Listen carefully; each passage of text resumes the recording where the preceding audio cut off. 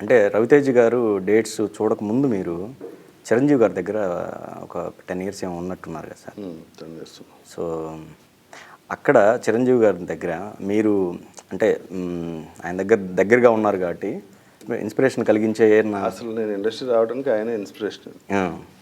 అది ఆయన స్నేహం కోసం సినిమా చేశారు.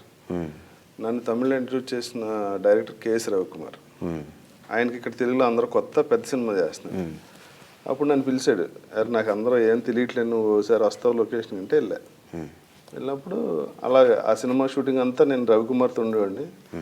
ఆడికి ఏదైనా ప్రాబ్లం వచ్చినప్పుడు ఏదైనా చెప్తే నేను వెళ్ళి చిరంజీవి గారి దగ్గరికి వెళ్ళి మాట్లాడుతూ ఉండేవాడిని. ఆ స్నేహం కోసం సినిమా అన్ని రోజులు నేను ట్రావెల్ చేశాను, ఆ లొకేషన్లోనే ఉండేవాడిని ఈయన కంఫర్ట్ కోసం. మా డైరెక్టర్ నాకు తమిళ్లో ఆయన లైఫ్ ఇచ్చారండి. ఇప్పుడు నేను చెప్పిన సినిమాల్లో నా బెస్ట్ క్యారెక్టర్లన్నీ ఆయన ఇచ్చినాయి. పురుష లక్షణం కానీ, నాటమే, అదే భలే పెళ్ళం, పెదరాయుడు, ఇవన్నీ ఒరిజినల్ వేషన్ డైరెక్టర్ ఆయన. నన్ను తమిళ్ ఇంట్రడ్యూస్ చేసిన కూడా ఆయన. పొండాటి రాజ్యం అని అది కూడా రీమేక్ చేశారు, అక్క పెత్తన చెల్లిగా, నా ఫస్ట్ ఫిల్మ్. సరే ఆయనతో పాటు ట్రావెల్ చేసినప్పుడు నేను కొంచెం చిరంజీవి గారితో క్లోజ్ అవడం జరిగింది. సో ఆ ట్రావెలింగ్లో మీరు చిరంజీవి గారితో ట్రావెల్ అవుతున్న దాంట్లో సో మీరు ఏదైనా నేర్చుకున్న అంశాలు ఉన్నాయా మంచి? అంటే ఆర్టిస్ట్గా అసలు ఇప్పుడున్న హీరోలు కూడా నేర్చుకోవాలి ఆయన దగ్గర. ఎందుకంటే ఆ డెడికేషన్ అసలు ఎక్కడ చూడలేము. కొన్ని వందల ఇన్సిడెంట్స్ ఉన్నాయి ఆయన డెడికేషన్ గురించి చెప్పాలంటే. ఇవాళకి ఆయన సాంగ్ అంటే రిహర్సల్ చేస్తారు, అసలు అవసరం లేదు. ప్లస్ ఆ సినిమా అంటే ఆయనకున్న ఇది అంటే ఇంకా వేరే ఇంకేది ఉండదండి. పొద్దున్న లేస్తే ఫస్ట్ సీన్ పేపర్తో స్టార్ట్ అవుద్ది లైఫ్ ఆయనకి, షూటింగ్ రాకముందు.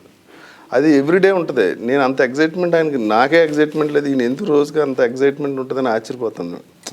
మామూలుగా తిరిగినప్పుడు మామూలుగానే ఉండేది, ఆయన మేకప్ వేసుకుంటే అసలు నేను ఎక్కడో ఆయన ఎక్కడో అన్న ఫీలింగ్ ఉంది. పక్కన కూడా కూర్చునేవాడిని కదా, దూరం కూర్చునేవాడిని నేను.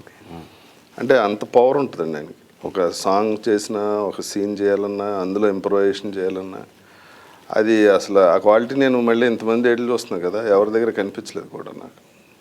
ఇప్పుడు 9 years తర్వాత ఆయన పాలిటిక్స్లోకి వెళ్ళి 9 years తర్వాత వచ్చారండి.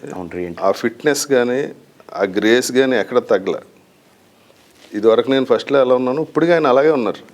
దానికండి ఊరికి మాటలో చెప్పినంత ఈజీగా ఉండదండి, బోల్డంత డెడికేషన్ ఉండాలి. ఇప్పుడు నేనే కొంచెం లావ్ అయ్యానని చెప్పి ఎక్సర్సైజ్ చేయడానికి 7 లేవడానికి ఇబ్బంది అయిపోతుంది. అటువంటిది ఆయన 4:35కి లేచి ఎక్సర్సైజ్ చేసి డైట్ తీసుకుని ఉంటే సినిమా అంటే అంత ప్యాషన్ అండి. అందుకే ఆయన ఇప్పటికీ మళ్ళీ 9 ఏళ్ళ తర్వాత వచ్చిన ఆల్ రికార్డ్స్ కొట్టి మళ్ళీ మెగాస్టార్ అలాగే ఉన్నారు. ఇమేజ్ అలా ఉంది. ఆ సిన్సియారిటీ ఆడియన్స్ కూడా ఫీల్ అవుతారండి. ఒక ఆర్టిస్ట్ అంత సిన్సియర్గా పనిచేసినప్పుడు ఆడియన్స్ కూడా ఆ ఫీలింగ్ ఉంటుంది వాళ్ళకి. స్క్రీన్ మీద చూసినప్పుడు ఆటోమేటిక్గా ఇన్వాల్వ్మెంట్ ఉంటుంది ఆ ఆర్టిస్ట్తో. అంటే ఇప్పుడు చాలామందికి కష్టపడుతున్నారు అనుకోండి, 6 pack చేస్తున్నారు, అవన్నీ చాలా టఫ్ జాబ్ అండి. అంత ఈజీ ఏం కాదు పొట్టగట్టేసుకుని చేయాలంటే. ఎందుకంటే మనల్ని అడిగోడు ఎవడో ఉండడు తింటే, కానీ మన స్వయంగా మనం కంట్రోల్లో పెట్టుకుని చేయటం అన్నది చాలా కష్టం. చాలా ఉన్నాయండి ఇన్సిడెంట్లు చెప్పాలంటే. ఆ కొడితే కొట్టాలిరా 6 కొట్టాలి సాంగ్ అప్పుడు ఆ ఇన్సిడెంట్ ఒకటి మర్చిపోలేనండి. ఆయనకి సాంగ్ చేస్తుంటే బ్యాక్ పెయిన్ వచ్చింది, బ్యాక్ పెయిన్ ఉందండి ఆయన. షూటింగ్లో పడిపోతే ఇదైంది. ఆయన క్యారవాన్కి వెళ్ళారు, మాస్టర్ ఏమో ఏంటి ఇంకా రాలేదంటే నేను చూడటానికి వెళ్తే విపరీతం ఆ పెయిన్ అంటే ఇంకా నరకంలో ఉంటుందండి. ఆయన అంటే విపరీతం పెయిన్తో ఉన్నారు.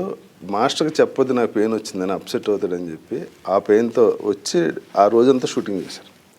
సూపర్. ఆ నైట్ ఆయన్ని అమెరికా షిఫ్ట్ చేశారు ఆ పెయిన్ దీనికి.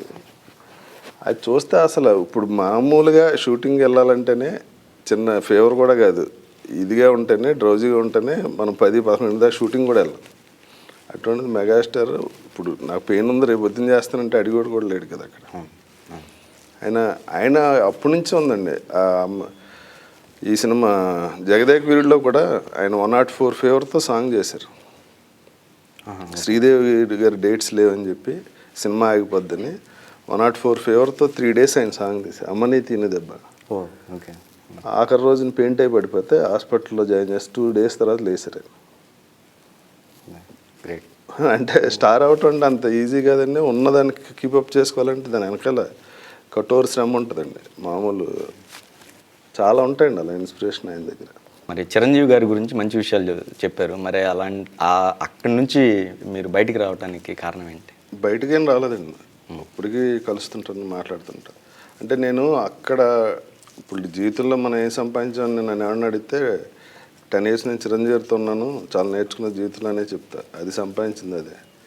ఆ తర్వాత నేను రవితేజ డేట్ల చుట్టూ మొదలుపెట్టాక బిజీ అయిపోయాను. పొద్దున్న సాయంకాలం నేను ఆయనతోటి ట్రావెల్ చేసేవాడిని. ఇప్పుడు ఇక్కడ డైరెక్టర్ని కలవటం, కథ వినటం, అలా ఇటు మళ్ళీ ఇంకో సునీల్ రావటం, నేను యాక్ట్ చేయటం, ఇలాగ మా ఇద్దరికి డిస్టెన్స్ వచ్చింది. ఆ తర్వాత ఆయన పార్టీ పెట్టి వెళ్ళిపోయారు కదా. యాక్చువల్లీ బేసిక్గా నాకు పాలిటిక్స్ ఇంట్రెస్ట్ లేదు.